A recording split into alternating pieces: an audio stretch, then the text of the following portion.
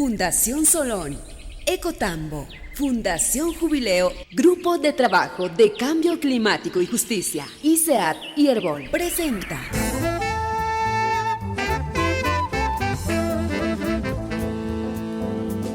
Verdades Ocultas, la revista de la naturaleza. Muy buenas tardes.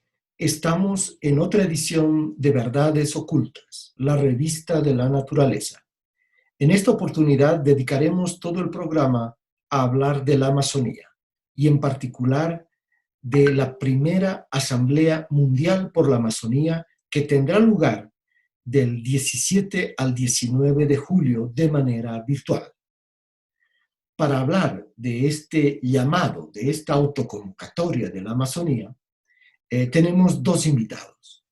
El primero, el coordinador general de la COICA, Gregorio Mirabal.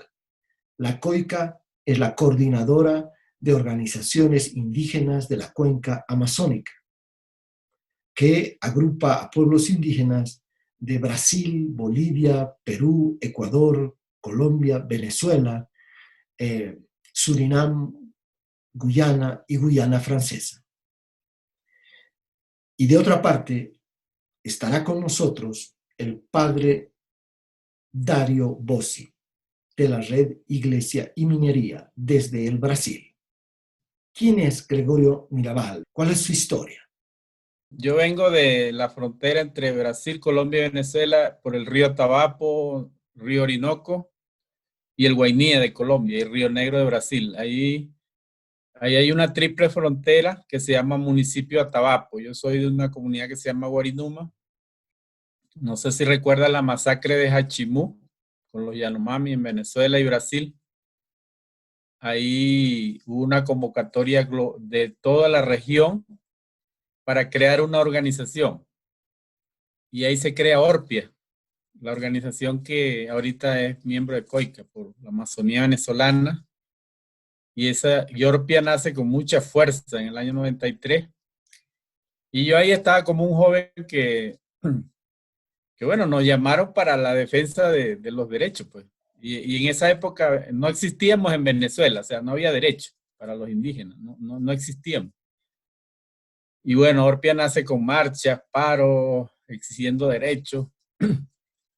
Y yo entro ahí como un joven colaborando y fui como secretario de los fundadores de esa organización, los duros, pues los fuertes, líderes Yanomami, de todos los pueblos. En esa zona hay 21 pueblos distintos. Y bueno, creo que los más famosos en nuestro territorio son los Yanomami, que están en frontera con Brasil, que son más de 20,000, son como 30,000 Yanomamis que están en nuestro territorio. Y ellos son los más conocidos. Entonces entramos en la Constitución con Chávez, nos apoyó mucho. Ahí se firmó un convenio con Chávez cuando no era presidente, que él iba a entregar las tierras y que iba a dar los derechos. Solo cumplió con los derechos. Pero hasta ahorita no ha cumplido con las tierras, más bien la están destruyendo con el arco minero. Yo venía interactuando en la COICA, pero desde Orpia, como miembro de COICA, solo a nivel de mi país. Viene el Congreso de la COICA hace 2 años y allí bueno, inexplicablemente la gente, o sea, me escogió por unanimidad porque todos los demás no tenían el consenso total. Muchas gracias, Gregorio. Vamos ahora con el padre Dario Bossi. ¿Quién es el padre Dario? Y hace unos 15 años más o menos, en 2 etapas diferentes que viví en Brasil. Ahora sí, conozco bastante el país porque he trabajado en diversas partes, principalmente en el norte, en el estado del Maranhão, en la región amazónica oriental de Brasil. Es una región muy afectada por la minería. Así que cuando llegué a Brasil empecé a entrar en estos conflictos, en el acompañamiento de las comunidades afectadas que sufren violaciones por la minería, y me especialicé un poco en este campo. Entré a ser parte de una red de trabajo en los estados de Pará y Maranhão, que se llama Justicia en los Rieles, que acompaña a todas las comunidades a lo largo de los rieles para la exportación del minero de hierro de la empresa Vale. Son comunidades muy sufridas, indígenas, afrodescendientes, campesinas. Y después de esto fundamos otras redes, ¿no? Una es la red Iglesias y Minería, que es una red continental, ecuménica, que trabaja con grupos de fe que intentan reforzar el compromiso de las comunidades en defensa del territorio. Y también entré en la red eclesial panamazónica, REPAM, que es la red que actúa en toda la región de Brasil y de los otros 8 países en defensa de la floresta, de los biomas, del bioma amazónico y de los pueblos, y también comprometiendo la Iglesia Católica en esto. Esta es un poco mi historia. Soy misionero conboñano, mi congregación religiosa. Uno de los temas centrales que va a tratar la Asamblea Mundial por la Amazonía es el tema del COVID-19 y el impacto de esta pandemia sobre los pueblos indígenas. ¿Qué es lo que está pasando en la Amazonía? ¿Qué es lo que está pasando en la vida de los pueblos indígenas en la actualidad, en los tiempos del COVID? O sea, yo conversando con gente de confianza, con líderes, decía, no es posible. Por ejemplo, Santiago Manuín, un líder histórico del Baguazo en Perú, que puso contra la pared a un gobierno neoliberal de derecha de Perú, que recibió 6 balazos y no murió. Y hizo muchas cosas extraordinarias en su vida, en el tema de derechos. Y ahora se nos va por el COVID. O sea, eso es muy doloroso, eso es muy triste. Y que ahora él es noticia porque murió por el COVID. Cuando hizo cosas extraordinarias en vida, y bueno, no hay tanto homenaje ni tantas noticias sobre él, pero ahora sí, porque está muerto y fue muerto por el COVID. Y solo con eso te digo que así como él han muerto caciques en Brasil, líderes, lideresas indígenas, abuelos en la Amazonía colombiana, brasileña, ecuatoriana, peruana. Ya son miles los que se han ido. Y nosotros no somos muchos, nosotros somos 3 millones. O sea, entonces tú dices, o sea, tú sientes que esta pandemia tiene varios componentes, varias causas. Una de ellas es el abandono total de las políticas sociales de los gobiernos en la Amazonía, abandono total. Y si no fuera por los ríos, por la naturaleza, por las montañas, nosotros ya hubiéramos muerto de hambre, porque no hay políticas para los pueblos indígenas. El 2 de abril no había ningún contagiado, ningún fallecido. Y en este momento, con mucho dolor, con mucha tristeza, nosotros ya estamos en la recta hacia los 1000 fallecidos, que en la Amazonía es en agosto que va a ser peor.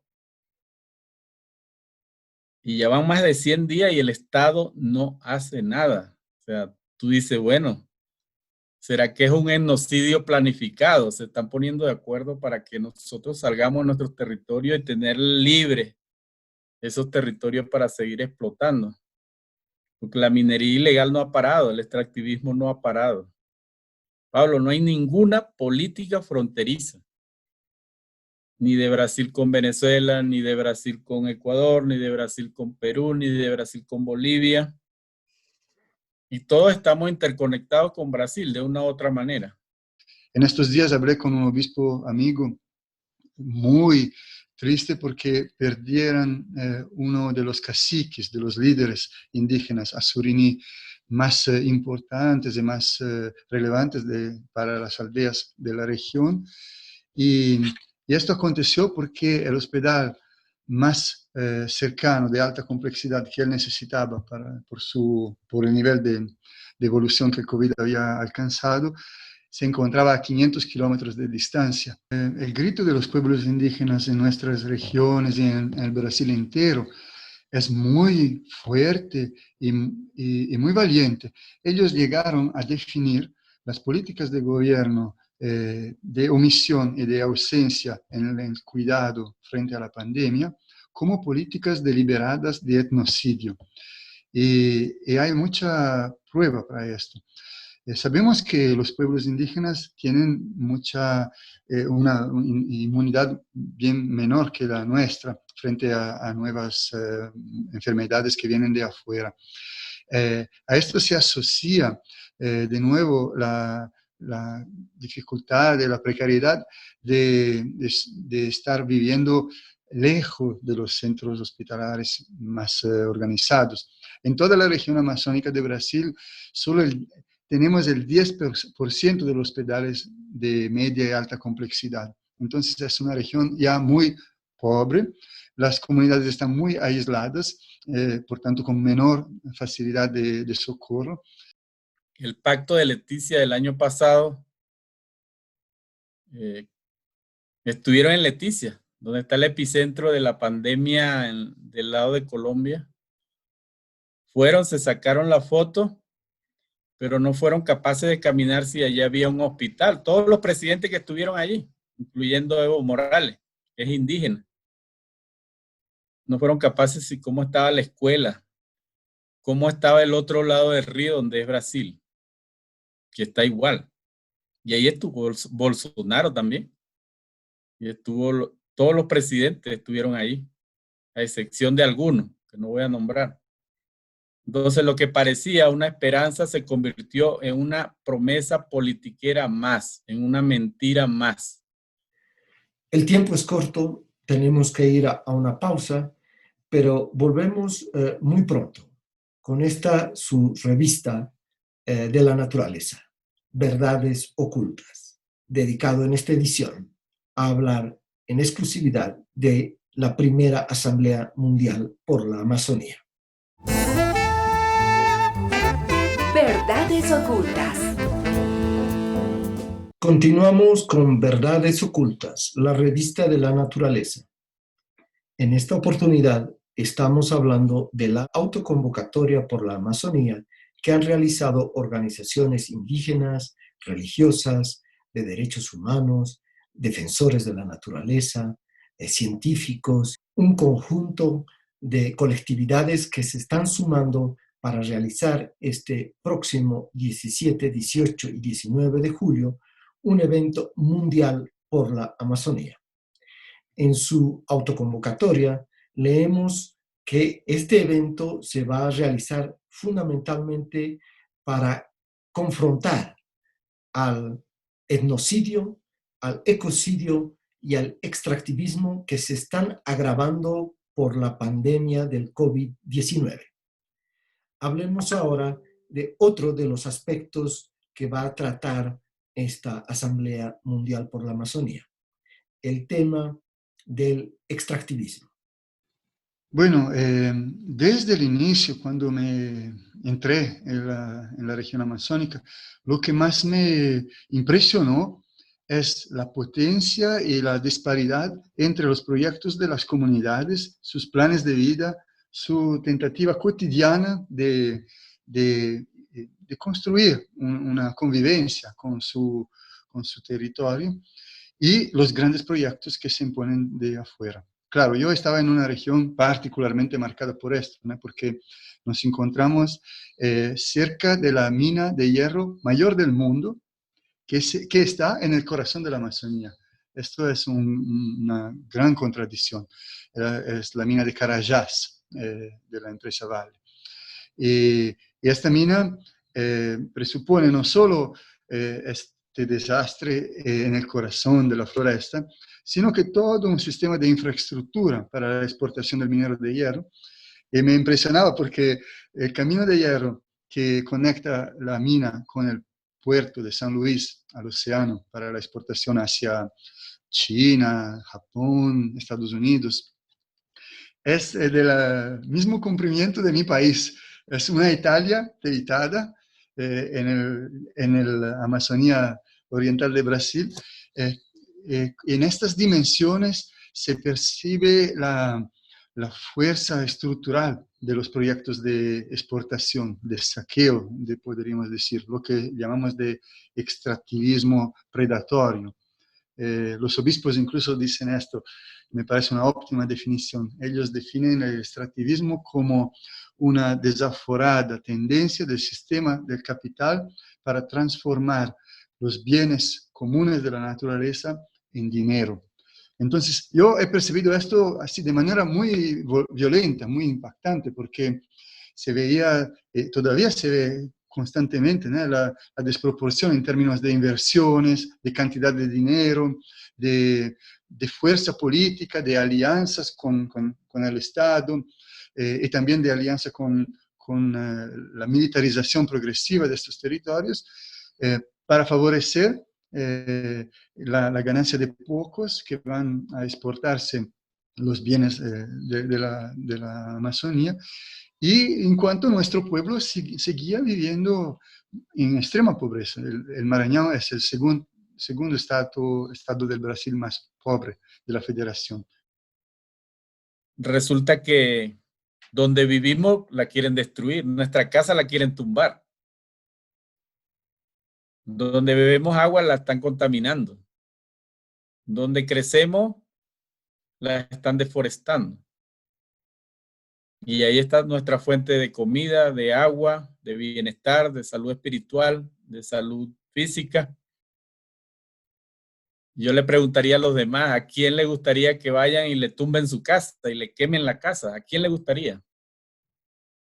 Bueno, nosotros lo vemos de esa manera, que nos quieren quemar la casa, nos están quemando la casa, nos están contaminando la casa, nos están tumbando la casa.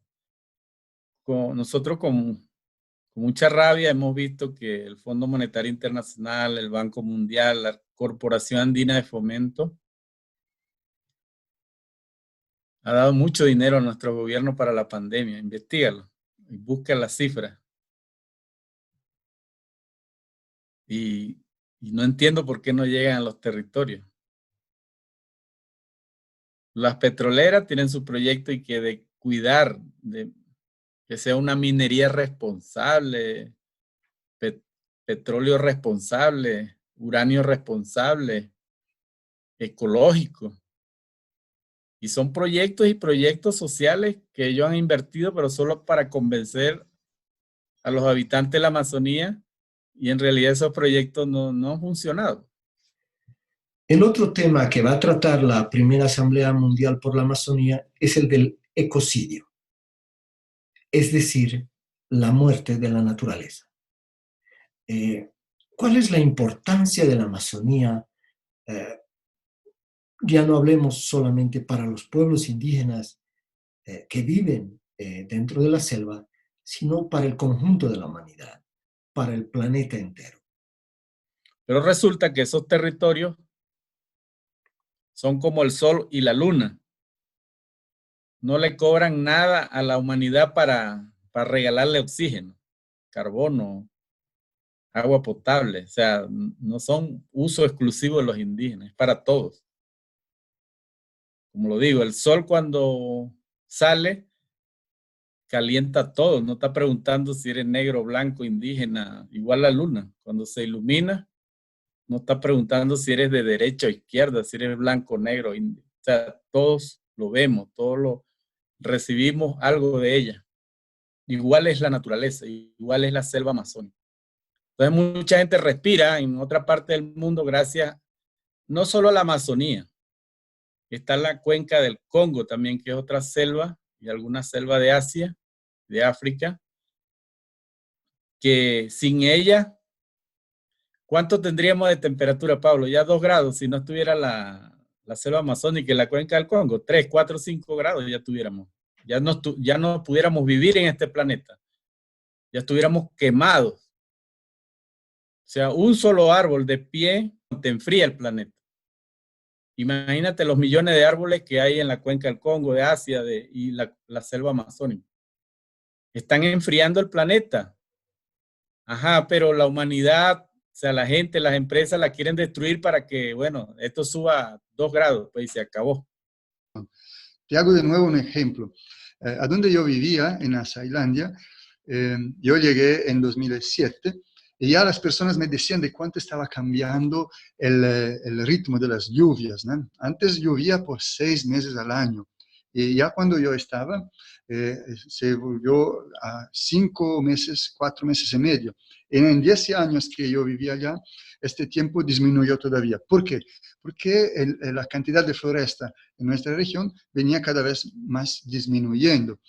Y esto fue un ciclo muy interesante que empezó retirando al inicio, 50 años antes, las árboles mayores con la madera más preciosa. Después empezó a recortar toda la floresta para la producción de móviles, para la exportación incluso de madera.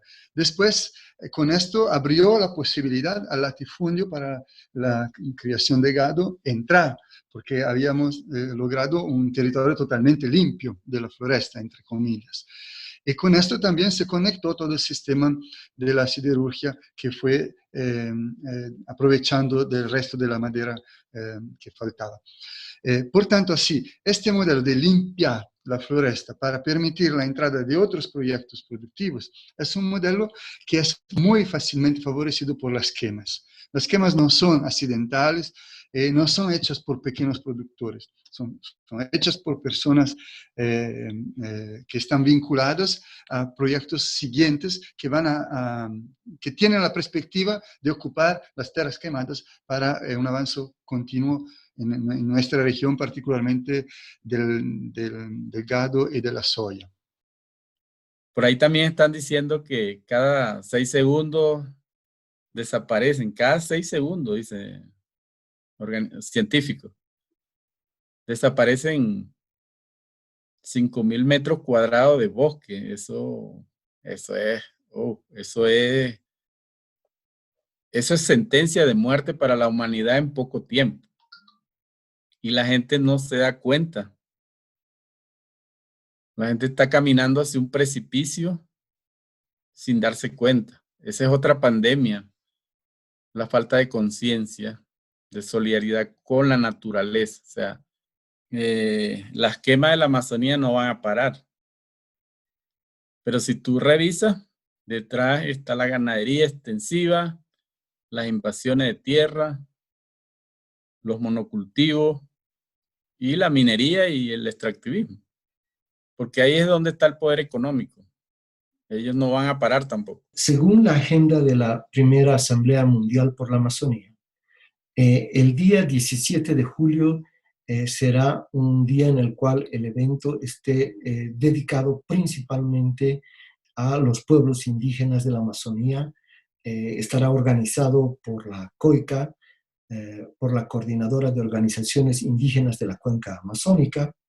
El segundo día será el sábado 18 de julio y estará destinado sobre todo a hacer un diagnóstico desde diferentes miradas. Participarán de este evento no solo los pueblos indígenas, sino la REPAM, estarán presentes representantes de la Iglesia Católica y del Papa Francisco, estará el Foro Panamazónico, representantes de colectivos de activistas, de artistas, de científicos, y después de conocerse una visión más regional, habrán intervenciones desde los 9 países que conforman de donde es parte la Amazonía. Y el próximo día, el domingo 19 de julio, habrá una discusión en grupos de trabajo. 3 grandes reuniones virtuales sobre, por un lado, el COVID, sobre el boicot a productos, empresas, inversiones, acuerdos comerciales y disposiciones legales que están contribuyendo y agravando la destrucción de la naturaleza. Y un tercer grupo de trabajo que estará destinado a discutir cómo organizar movilizaciones mundiales para salvar a la Amazonía. Ya existen un conjunto de colectivos, de organizaciones que se están reuniendo para preparar los trabajos en estos 3 grupos de discusión. Repito, uno dedicado al COVID-19, el otro al boicot de los productos y empresas que destruyen la Amazonía, y otro dedicado al tema de una movilización mundial que se está viendo sea a mediados de agosto para hacer frente a las quemas que están aumentando muchísimo más, a pesar de que hay cuarentena por el COVID, pues no hay cuarentena para los bosques ni para la selva. Y este grupo de trabajo está discutiendo una agenda de movilizaciones a mediados de agosto y también para el 22 de septiembre.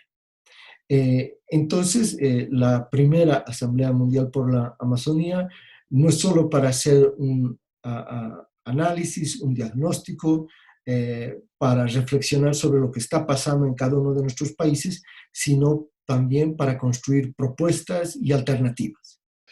Los pueblos no son solo víctimas, sino son la respuesta, la propuesta más interesante para una Amazonía que se quede de pie y que se vuelva a ser, digamos, la esperanza para una reconstrucción de nuevos modelos. Mañana mismo en la ONU, estamos en el periodo del Consejo de Derechos Humanos de la ONU, los pueblos indígenas hacen un pronunciamiento exactamente en esta dimensión, para decirles, nosotros no queremos ser considerados solo como las víctimas, sino también como la propuesta para una Amazonía diferente, que es la nuestra, ¿no? Así que la intuición principal es esta, que los pueblos puedan continuar a tener su derecho a la autodeterminación en los territorios y su derecho a valorar los planes de vida que ellos tienen. Esto va a implicar modelos de economía muy más vinculadas al territorio.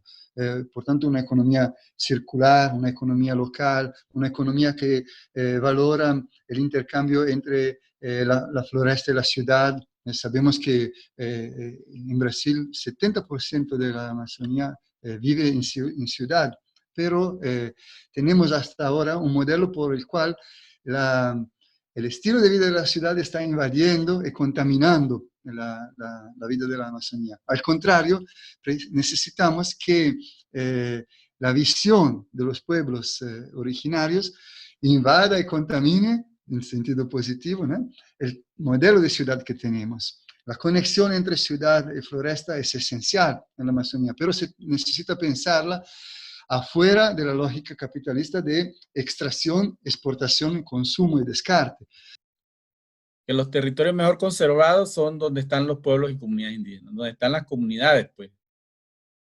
Donde están las comunidades indígenas hay un equilibrio, con todos los errores que puedan haber.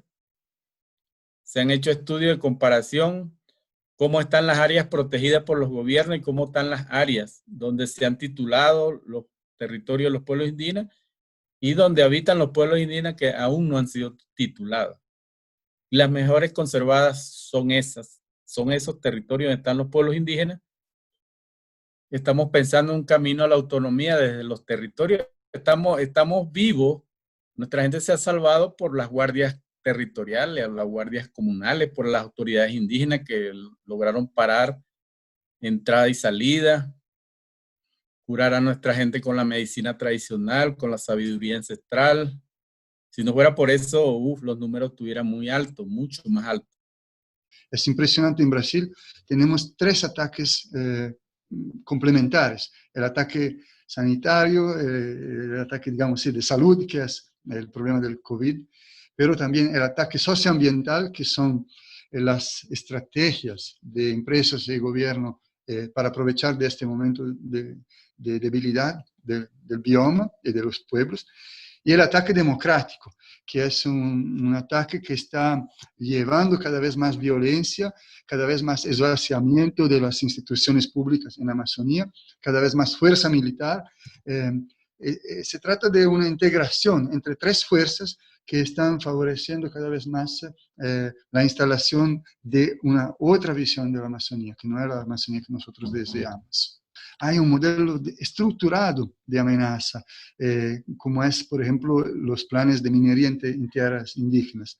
Nuestra alternativa empieza y sigue cuando lograremos defender la demarcación de las tierras indígenas, el derecho a la consulta, al consentimiento previo e informado de los pueblos y el derecho a la garantía de sus planes de vida.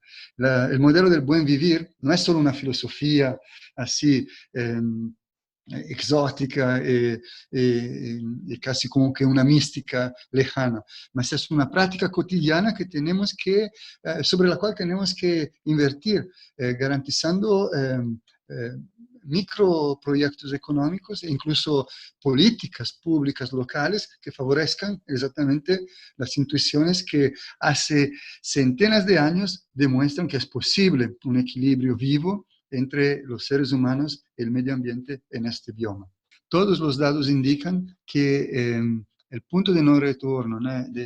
El nivel, digamos, irrefrenable de desertificación de la Amazonía está muy cerca. Asociada a esto hay una posición política premeditada, yo diría, explícita de sacrificio de estos pueblos, porque no se está invirtiendo el dinero y no se están invirtiendo medidas políticas sanitarias para curarlos. Todo el mundo que vamos a la normalidad después del COVID. Yo no quiero, porque la normalidad es corrupción, la normalidad es desconocer los derechos de los pueblos indígenas, la normalidad para ahorita la minería ilegal, o sea, todo eso es normal, parece, en el mundo. Entonces yo no quiero volver a la normalidad, quiero que después de la pandemia, ojalá nunca pase, para seguir luchando, poder derrotarla, pero que no volvamos a la normalidad esa que nos tenían acostumbrados. O sea, si esta normalidad sigue así, tenemos que volver a salir. No hay tiempo, Pablo, hay muy poco tiempo, lo dicen los científicos. Yo creo que 10 años o 15 años más, la naturaleza no nos va a dar más oportunidades.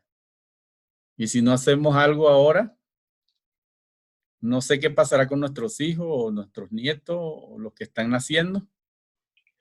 Un tema que muchos se preguntan es ¿por qué el Papa Francisco le ha dado tanta importancia a la Amazonía? Dice Papa Francisco que desde los años de la conferencia de Aparecida, todavía en 2008, el grito que venía de estas tierras y de los obispos que trabajan en la Amazonía, generalmente también son obispos muy más cercanos al pueblo, obispos que se dejan tocar por este grito, lograran como que despertar una atención y mostrar que la Amazonía al mismo tiempo es un contexto que está extremadamente en peligro, uno de los biomas más preciosos del mundo que estamos perdiendo muy rápidamente, pero también al mismo tiempo es un contexto de respuestas, de resistencias, de ancestralidades y de estilos de relación con el resto de la creación que pueden provocar la sociedad y la iglesia.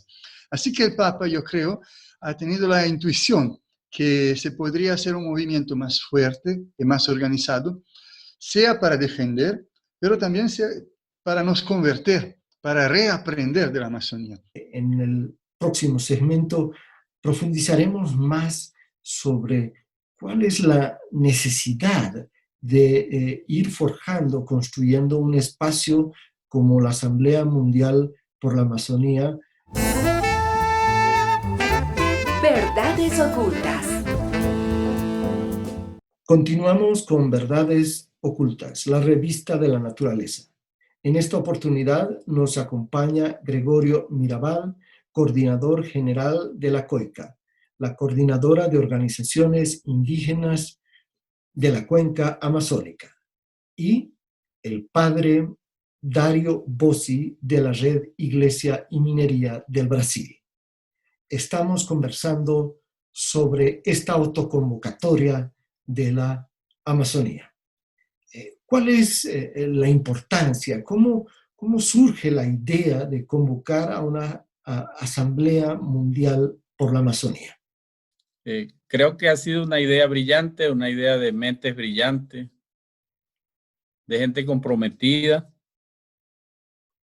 pero que no es fácil de cumplir. O sea, es como un sueño, una utopía de salvar la Amazonía, pero el único que nos va a agradecer eso es la naturaleza. Y la naturaleza habla de otra forma, habla de otra manera. Ellos sí lo van a agradecer. La naturaleza lo va a agradecer lo que vamos a hacer la Asamblea Mundial por la Amazonía. Y con eso ya se justifica la Asamblea Mundial por la Amazonía. Ha sido una autoconvocatoria. Y nosotros llegamos en la autoconvocatoria sin conocernos muy bien, por referencia llegamos. Yo creo que es una autoconvocatoria que nos está probando también, Pablo. Porque el problema en este momento también son los egos. Cuando yo hablo de egos, es que todo el mundo quiere salvar la Amazonía, pero que digan que soy yo el que lo está haciendo. Es mi idea la mejor. Yo tengo el mejor estudio sobre la Amazonía. Yo sé cómo resolverlo. Yo, el ego. Esta autoconvocatoria nos está diciendo que si no nos unimos, no podemos unirnos ya en la catástrofe. Cuando ya no se puede hacer nada, no vale la pena unirse en la catástrofe, cuando ya no haya tiempo para nada. Y la autoconvocatoria de la Asamblea por la Amazonía simplemente es respetarnos todos nuestros espacios, pero unirnos en la defensa de la Amazonía. Y no esperar que cuando ya todo esté destruido, ahí sí nos vamos a unir. Sería fatal. Es la unidad mundial por la vida. Por salvar lo que queda, porque queda mucho todavía que salvar. Todavía estamos a tiempo. Y que esto no debe parar. Esto es el inicio. Y es el inicio porque aquí en esta asamblea hay diferentes religiones, hay científicos, hay diferentes sectores sociales, y que si la Amazonía cae, caemos todos. La situación de la Amazonía es crítica, como hemos dicho. O se actúa ahora o se pierde un bioma, se pierde el futuro, se pierde el presente y la riqueza ancestral de tantos pueblos que viven en ella. Entonces, la primerísima motivación es la urgencia de hacer algo, ¿no? También es muy importante que esta toma de conciencia no sea solo la toma de conciencia de los que viven y sufren directamente los impactos, pero que sea una toma de conciencia mundial. Quiere decir, que el mundo comprenda el valor y la importancia que la Amazonía tiene para el equilibrio del planeta, para la riqueza cultural que se contiene en la Amazonía, para el legado también para la visión y la inspiración que la Amazonía nos trae a una revisión total de nuestro modelo de vida. Hacia ahora hay muchas acciones, naturalmente, que están aconteciendo en la defensa de la Amazonía, con un fuerte protagonismo de los pueblos indígenas, de los pueblos originarios. La COICA, la Confederación de los Pueblos Indígenas de la Cuenca de la Amazonía, y todas las otras federaciones indígenas son muy activas.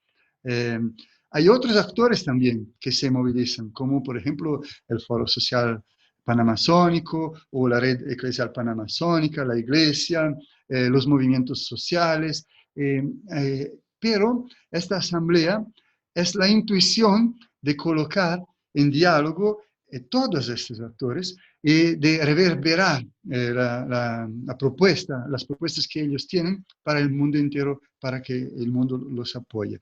Así que me parece que hay como dinámicas complementarias. Hay un fortalecimiento interno de alianzas, incluso en una plataforma muy plural que se hace necesaria en este momento para no perder la capacidad de inspiraciones recíprocas, de fortalecimientos, de alianzas colaborativas en esta red de autodefensa de la Amazonía. Y en el segundo nivel, la activación de mecanismos de solidaridad, de incidencia, de presión de afuera para adentro, que en este momento son extremadamente necesarios. Lamentablemente el tiempo se nos acaba. Quiero agradecer de antemano la participación del padre Dario Bossi de la Red Iglesia y Minería del Brasil. Y para despedirnos, quiero ofrecerle a Gregorio Mirabal, coordinador general de la COICA, estos últimos minutos para hacernos escuchar el llamado de la Amazonía. Hermanos y hermanas, humanidad entera, la COICA, la coordinadora de organizaciones indígenas de la cuenca amazónica, sus 511 pueblos, sus más de 7 millones de kilómetros cuadrados de selva, de aire, de agua potable, hacen un llamado a la humanidad para autoconvocarnos a defender la vida, a defender a nuestros hijos, a nuestra familia, a garantizar la vida de los que no han nacido todavía, de los que están naciendo, de los que están creciendo, garantizar la sabiduría de nuestros abuelos. Ya no queremos que se siga quemando nuestra casa. Ya no queremos que se siga contaminando nuestros ríos. Ya basta. Queremos defender nuestra cultura, nuestra Amazonía, pero la queremos compartir con la humanidad. Y si tú estás dormido, y si tú crees que puedes vivir sin la cuenca del Congo, sin la cuenca de la Amazónica, sin los bosques del mundo, despierta, por favor, despierten. Estamos en una encrucijada. Tenemos muy poco tiempo. Los invito a todos, a todas, de los diferentes sectores de la humanidad. Dejemos el egoísmo. Dejemos la envidia, la rabia, y los que crean en eso están autoconvocados. Nosotros estamos formando parte de esta convocatoria. Nos estamos sumando porque está en juego nuestra vida y nuestra casa, nuestra selva, nuestra pervivencia en el planeta. Hermanos y hermanas, la COICA, la Coordinadora de Organizaciones Indígenas de la Cuenca Amazónica, somos 9 países, pero somos una sola cuenca amazónica. Somos 511 pueblos, pero somos un solo pueblo, una sola lanza que va a defender la Amazonía. Y con ellos, los derechos de la selva amazónica que no puede hablar, que no puede manifestarse. Habla de otra manera. Pero también de los pueblos indígenas en aislamiento voluntario que tampoco quieren hablar, que no desean tener contacto con las demás culturas. Por ellos, los invitamos a esta Asamblea Mundial por la Amazonía. Los esperamos. Verdades ocultas.